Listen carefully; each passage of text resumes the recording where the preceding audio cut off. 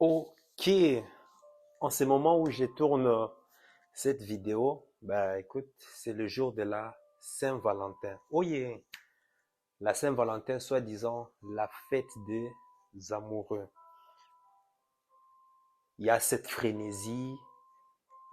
J'ai été me promener dehors, et j'ai vu que tout le monde, en majorité les hommes, étaient en train d'arborer les magasins, lyncher les magasins dans le but de pouvoir trouver le cadeau parfait pour leur dulciné. Euh, je vis des femmes aussi, mais je ne sais pas si la Saint-Valentin est faite pour que les femmes donnent aussi des cadeaux aux hommes. Bref, franchement, je ne sais pas. Mais bon, bref, quoi qu'il en soit, c'était fou de voir. Euh, j'ai vu des employés quitter leur bureau pendant leur pause de midi, aller sillonner les rues, les magasins, pour trouver le cadeau parfait. J'ai dit, waouh, waouh. Presque tous les magasins étaient presque pleins. Enfin, en général, hein, tout ce qui est magasin de vin, magasin où ils vendent des champagnes, des fleurs, des chocolats. Bref, c'était incroyable, incroyable, Saint-Valentin. Le seul jour où les couples, hein, les personnes qui sont en couple cherchent par tous les moyens à pouvoir faire de ces jours quelque chose d'exceptionnel, à pouvoir montrer, prouver leur amour à leur partenaire. Hmm? Tu verras qu'il y a des couples, pendant toute l'année, il y a eu des chamailles, il y a eu tellement des montagnes russes, des problèmes, des challenges, des trucs comme ça. Mais bizarrement, au mois de février, supposé le 14, on essaie de mettre de côté tous nos problèmes et ben voilà, on essaie de prouver soi-disant son amour en faisant un geste. Et c'est par la même occasion qu'ici les hommes cherchent par tous les moyens à prouver à leur désulé que non, moi je suis un homme, que moi je t'aime, donc parce que je t'aime, voilà, je fais ceci, je fais cela, je fais ceci, je fais cela. C'est bien tout ça, c'est bien. C'est bien de temps en temps de faire plaisir à son partenaire, à sa partenaire, dans le but de lui prouver son amour. C'est très bien. Il n'y a pas de souci. Mais si tu es un homme ou bien si tu es une femme qui a un objectif à réaliser dans ta vie, surtout en termes de tes finances, tu dois quand même te poser quand même certaines questions logiques. À première vue, étant donné que tu as un objectif, une vision à atteindre, est-ce que il me faut simplement un jour pareil, comme la Saint-Valentin, pour pouvoir prouver mon amour? Pourquoi il faut simplement prouver son amour, soi-disant le 14 février? Pourquoi? D'où vient cette Saint-Valentin? Depuis quand cela nous a été imposé?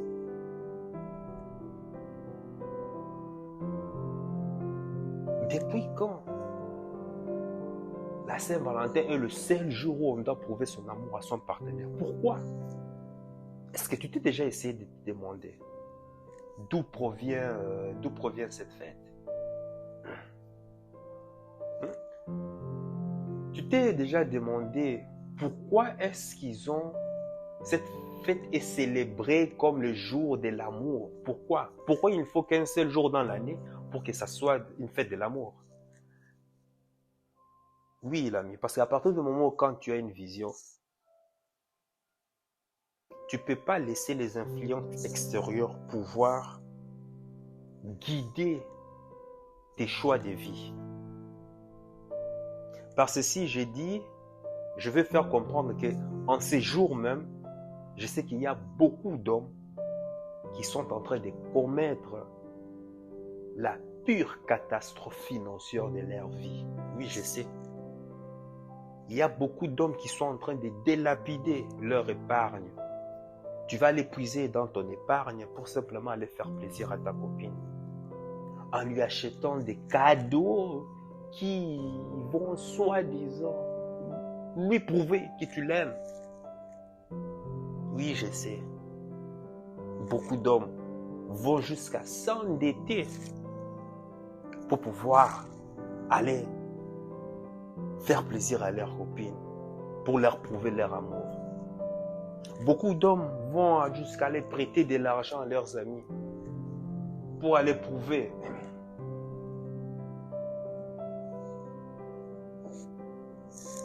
à leurs copines, à leurs femmes qu'ils les aiment. Je sais.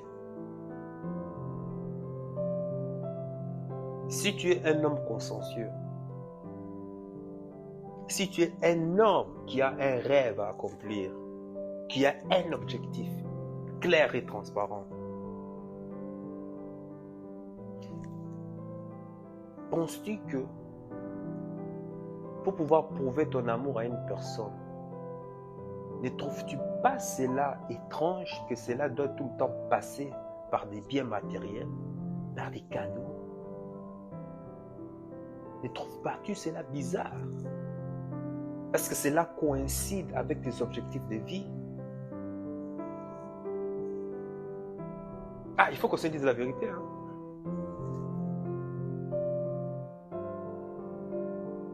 Parce que l'argent que tu vas prendre de ton épargne, l'argent que tu vas prendre de ton épargne pour aller prouver à ta destinée que tu l'aimes, ce genre de trucs par-ci par-là, ne trouves pas-tu cela étrange que la preuve de l'amour doit toujours s'accompagner par des biens matériels? Donc cela veut dire que la partenaire qui t'a choisi, la partenaire avec qui tu es en ce moment, est supposée être là parce qu'il y a une preuve d'amour matériel. Ne trouves pas-tu cela bizarre, étrange? Est-ce que cela va en harmonie avec tes objectifs? Pourquoi il faut toujours prouver par le matériel? Écoute, je sais que beaucoup de coachs en séduction te vendent le rêve.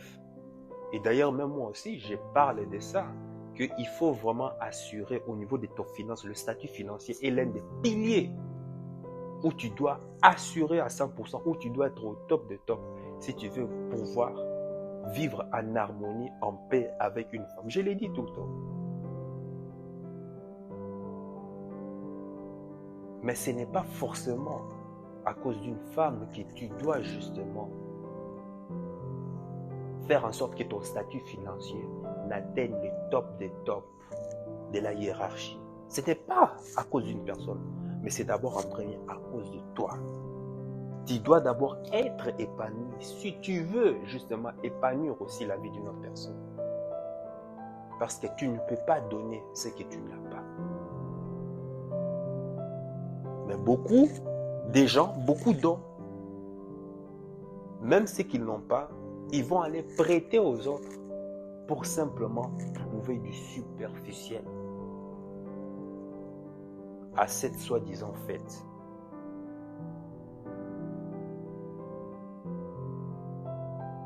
Tu dois améliorer ton statut financier, c'est bien, mais c'est pour toi d'abord en premier. Mais ce n'est pas pour une autre personne. Pour toi d'abord en premier. Parce que si cette femme qui est avec toi n'est là que parce que tu dois lui prouver tout le temps par les biens matériels qu'elle est avec toi, là, je suis désolé. Là, tu fais déjà fausse route. Ceci veut dire que le jour où, par exemple, que tu n'auras plus d'argent, qu'est-ce que cela voudrait dire? Qu'elle est supposée te quitter, n'est-ce pas? Et cela va engendrer aussi des stress. Pourquoi? Parce que les jours où peut-être que tu leur présenteras une personne qui est plus évoluée, qui est plus riche que toi, ben la personne va te quitter, n'est-ce pas? Mais au-delà de ça, d'où vient l'origine de cette fête? Nous vient d'où? Pourquoi cela nous a été imposé? Pourquoi cela nous a été imposé?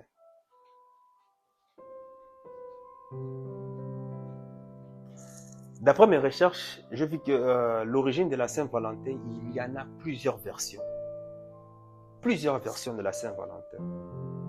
Déjà, ce qui est sûr, il faut être sûr que c'est une fête juive qui date de l'époque de Rome, à l'époque où Rome était une grande puissance, à l'époque où Rome contenait toute l'Europe, toute l'Afrique, un peu l'Asie et autres. Et parmi ces plusieurs versions, j'en ai retenu que deux. Il s'avérait que, à l'époque, il y avait un jeune homme qui s'appelait Valentin, justement.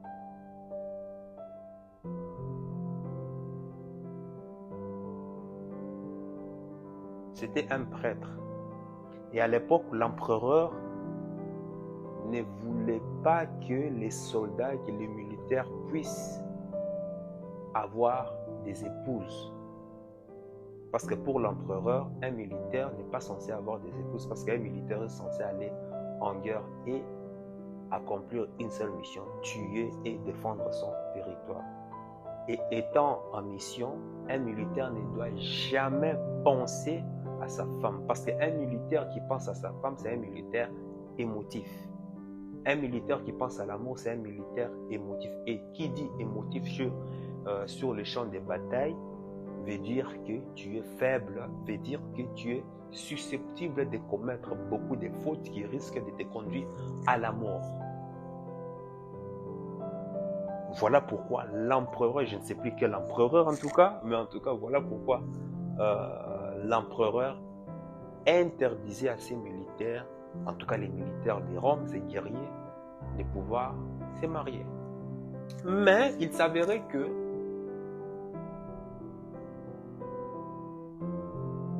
dans un des villages, il y avait un prêtre connu qui s'appelait Valentin, qui lui mariait les militaires, mais de manière clandestine.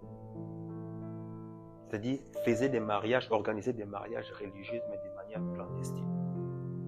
Certains militaires outrepassaient les lois de l'empereur pour venir justement voir ces prêtres pour que le prêtre puisse bénir leur couple, leur union sacrée. Et ces prêtres en ont accompli plus de milliers de mariages clandestins avec des militaires. Et plus tard, les bruits parvinrent aux oreilles de l'empereur et finalement envoya ses émissaires privés pour pouvoir tuer ce fameux prêtre qui s'appelait Valentin. Voilà. Et puis, il y a une autre version de Valentin qui s'appelait, un jeune homme qui s'appelait Valentin en tout cas, un militaire aussi. Non, il faisait partie de l'organisation du sacerdoce royal, en tout cas un truc comme ça, qui a été emprisonné par l'empereur. On l'a mis en prison parce qu'il était en désaccord avec une application d'arrêté royal qui devait être mis. C'est une loi qui devrait passer, une loi qui a été promulguée par l'empereur, qui devrait être soumise contre toutes les colonies que l'Empire de Rome avait sous son emprise. Alors ce jeune Valentin s'est opposé face à ces décrets ou bien face à cette loi. Et alors qu'est-ce qu'il a fait? L'empereur l'a mis en prison. Et là où il a été mis en prison, justement, il y avait un garde. Le garde qui était censé tout le temps le surveiller avait une fille aveugle. Et cette fille aveugle partait tout le temps au contact de ses prisonniers, justement ce jeune homme Valentin. Lui apporter nourriture, lui apporter de l'eau, ces genres de trucs. Bref, c'est des prisonniers, voilà. En tout cas, apporter quelque sorte d'assistance. Parce que n'oublie pas que Valentin faisait quand même partie de la garde royale. En tout cas, du cercle très rapproché royal. Et cette fille aveugle, à force d'être en contact avec Valentin, puis et consort, elle tomba amoureuse. C'est suite à cet amour qu'elle parvint à retrouver la vue.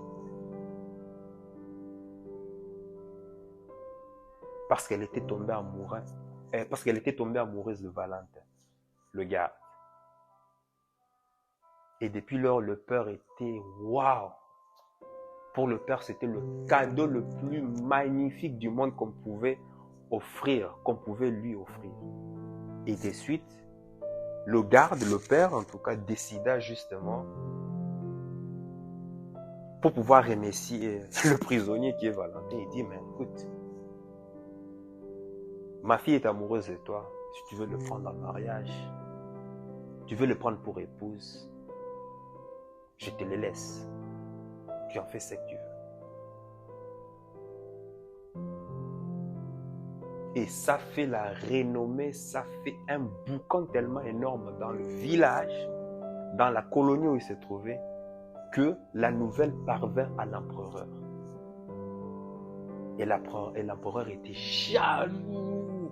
Pourquoi? Parce que tout le monde, tous les villageois adulaient, idolâtraient même ce jeune homme. Grâce à lui, une fille qui est née aveugle parvint à retrouver la vue par simple fait d'amour. Waouh! Tu vois? L'empereur envoya ses militaires pour pouvoir exécuter le jeune Valentin. Et depuis lors, c'est comme ça que les traditions ont perpétré le nom de Valentin comme la fête d'amour. Bref, moi j'ai retenu, enfin, il y a plusieurs versions, j'en connais au moins 7, mais on ne va pas faire long. Mais l'idée de cette vidéo, tu vois, quand tu connais l'origine, tu vois qu'il n'y a jamais une source fiable, une source exacte. Parce qu'il faut savoir que derrière cette fête, quelles que soient les versions que j'ai lues, ça reste quand même une fête juive, mais une fête commerciale. Parce que quand tu vas prendre l'argent de ta poche, l'argent que tu as réservé de ton épargne pour pouvoir le faire, pour pouvoir montrer, prouver ton amour à une fille par des biens matériels, à qui s'en profite? Où va l'argent? Où va l'argent? Et tu verras généralement, pour savoir où va l'argent, c'est simple. À qui est-ce que tu donnes ces cadeaux? Qu'est-ce que tu donnes comme cadeau? Généralement, c'est du chocolat, des champagnes, comme je l'ai dit, des quoi? Bref, des fleurs, tous ces genres de trucs. Et qui contrôle l'industrie du chocolat? Qui contrôle l'industrie des vins? Qui contrôle l'industrie de fleurs ici en Occident? D'autres vont aller, comment on appelle ça, offrir le restaurant, la chaîne alimentaire. Qui contrôle la chaîne alimentaire ici en Europe? Ah oui, le forum économique. Ah bah oui, le forum économique. Oui, oui, oui. Dans le forum économique, il y a au moins plus de 50 entrepreneurs qui font plus de 500 milliards. Non. Minimum pour pouvoir participer, il faut 50 milliards. Non, qu'est-ce que je raconte? 500 millions de chiffre d'affaires. Mais qui contrôle ces industries? D'autres vont faire des excursions à l'hôtel, non? Tu es consommer. Et en général, qui contrôle le monopole? Qui a le monopole de l'hôtellerie ici en Occident? Tu vois? Il n'y a rien pour rien dans ce monde. En réalité, ce sont des fêtes à l'origine parce que nous vivons dans un monde capitaliste. Vu que nous vivons dans un monde capitaliste, un monde d'intérêt où la cupidité n'a pas son limite.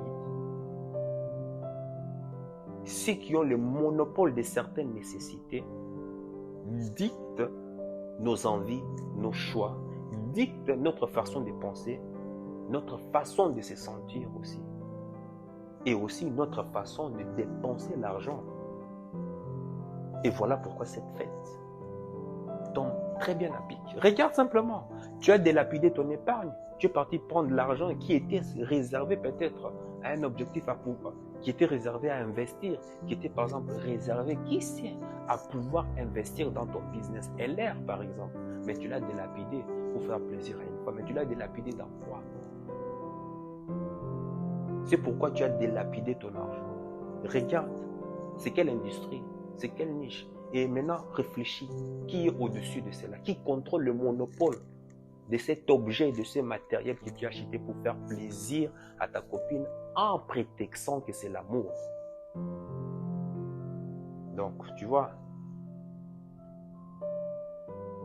tout est bon pour prétexter de l'amour dans le but de se faire des intérêts, dans le but de se faire des profits. Mais il faut peindre cela en utilisant un masque émotionnel, en utilisant l'amour, en utilisant une femme, en utilisant, ça peut être aussi un homme, bref, pour que cela soit logé dans nos cerveaux, pour nous empêcher à voir la réelle vérité, pour nous empêcher à voir même l'essence, l'origine. L'origine, même l'origine de la fête, même l'origine de la fête qui est censée, il n'y a même pas une version exacte. Tu imagines? À ton avis, c'est pourquoi? Parce que les pistes sont brouillées. Toi, tu as une vision. Toi, tu as un objectif de vie. Fais très attention. Sois honnête. Sois honnête. Ton petit épargne que tu as à côté, les jours de la Saint-Valentin, sois honnête avec ta copine, avec ta dulcinée, avec ta femme. Tu lui dis simplement que tu ne peux pas dépenser mon épargne simplement dans le but de te faire plaisir cette Saint-Valentin. Pourquoi? Parce que j'ai tel objectif, telle vision. À partir du moment où je l'accomplirai, tout sera facile. Je n'aurai pas besoin d'un seul jour pour pouvoir te faire plaisir. Ça sera, tous les jours sera Saint-Valentin. Mais je vois beaucoup de jeunes hommes aujourd'hui s'endetter. Beaucoup de jeunes hommes aujourd'hui aller prêter de l'argent pour simplement faire plaisir à une femme. Et qui plus tard peut-être va la quitter. Alors que tu aurais dû simplement être honnête et lui parler de ta vision. Et d'ailleurs même, c'est en lui parlant même de ta vision, pourquoi est-ce que tu ne feras rien cette Saint-Valentin? C'est là même va te prouver pour voir si réellement elle est là vraiment pour toi ou bien simplement elle est là simplement parce que tu as de l'argent. Ça sera aussi une preuve. Pareil aussi pour les femmes. Hein? Si vous accordez des cadeaux à vos partenaires et à vos étalons et consorts, dis-le-lui que non, pour cette fois-ci, non, j'ai un objectif à accomplir. Donc l'argent est réservé pour tel. Mais à partir du moment où ça sera accompli, là, on pourra se faire plaisir comme on veut. Mais actuellement, non. Et de toute façon, il n'y a pas qu'un seul jour où il faut fêter la Saint-Valentin. Voilà. C'est ça que j'avais à dire. Sois honnête. Tu as un objectif, tu as ton épargne. Fais très attention. De te laisser influencer toujours par les bruits extérieurs. Moi, je le fais chaque année. Je ne suis pas obligé d'aller délapider plus de 100 euros, même plus de 50 euros. Je ne fais pas. Parce que j'ai un objectif avec mon épargne. Parce qu'on a une vision de vie. Et je l'ai dit à ma copine. Voilà, il y a ça, il y a ça, il y a ça, il y a ça. Il vaut mieux serrer la ceinture pendant une certaine période. Mais être libre plus tard. Et c'est ça que les gens oublient. Mais les gens se focalisent toujours sur le court terme. Les gens se focalisent toujours sur la gratification immédiate. On n'a pas besoin d'un seul jour pour pouvoir prouver son amour. Moi, j'ai toujours dit, en tout cas, ma future femme, en tout cas, je lui ai toujours dit, écoute, toutes ces fêtes-là, j'en ai rien à foutre. Mais ce qui est sûr, à partir du moment où les objectifs seront atteints, tous les jours sera une fête d'amour. Tous les jours sera une fête d'amour. Et c'est pourquoi même je suis en train de me battre. Tu vois, le simple fait même de partager cette vision à une fille que tu viens de rencontrer, crois-moi, elle va te respecter pour ça. Parce que tu as de l'ambition. Même si tu n'as rien aujourd'hui, mais tu as de l'ambition. Mais si tu n'as rien, même pas d'ambition, tu passes toujours par le court terme. Tu passes toujours par le fait de pouvoir se montrer, de pouvoir montrer que tu as quelque chose alors que tu n'as rien. Ça va marcher à court terme, mais à long terme, tu ne vas pas faire ça. Elle va le sentir et elle va te quitter. Pour quelqu'un qui a plus que toi, mais pour de vrai, fais très attention. Ne te laisse pas avoir par les bruits de l'extérieur, par ces fêtes, par-ci, par-là. Fais très attention. Ton épargne est réservée pour pouvoir investir dans le but de te donner la liberté financière. Pas pour aller le délapider avec des fêtes commerciales qui enrichissent certaines industries. Fais très attention. Je l'ai dit parce que je l'ai aussi fait. J'étais dans les deux camps. Stupide, en consommant, en dépensant pour rien, mais en faisant sur des lieux communs, j'ai su utiliser, parce que j'ai su utiliser la Saint-Valentin dans le but de pouvoir me faire de l'argent en vendant des produits qui s'accordent, en vendant des produits qui s'accordent parfaitement à cette fête. Que veux-tu? C'est la vie. N'est-il pas mieux d'être producteur que d'être consommateur? Réfléchis bien. Après tout, je te souhaite un très bon Saint-Valentin, comme ça se dit, fête de l'amour. Bref, comme certains le disent, fête de l'amour. Profites-en pour pouvoir penser tes objectifs en termes de partenaires qui doivent plutôt accomplir ta vie. Si tu es seul aujourd'hui, si tu es célibataire, réfléchis. Quel genre de partenaire je veux? Écris ça sur papier. Comment est-ce qu'il doit être? Dans tous les domaines. Comment est-ce qu'elle doit être? Tu écris, tu moissonnes tout sur papier.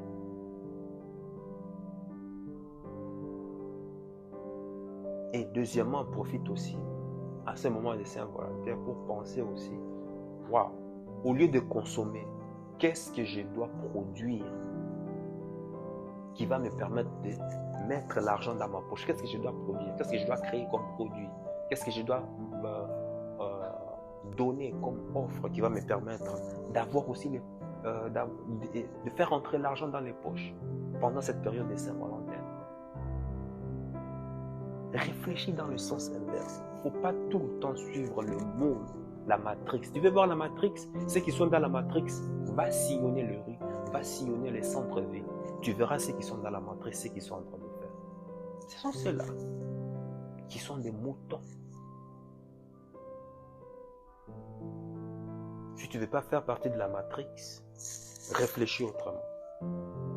Allez, sache que ton cœur, c'est déjà ce que ton cerveau essaie de comprendre. Suis la voix de ton cœur. Il connaît déjà le chemin.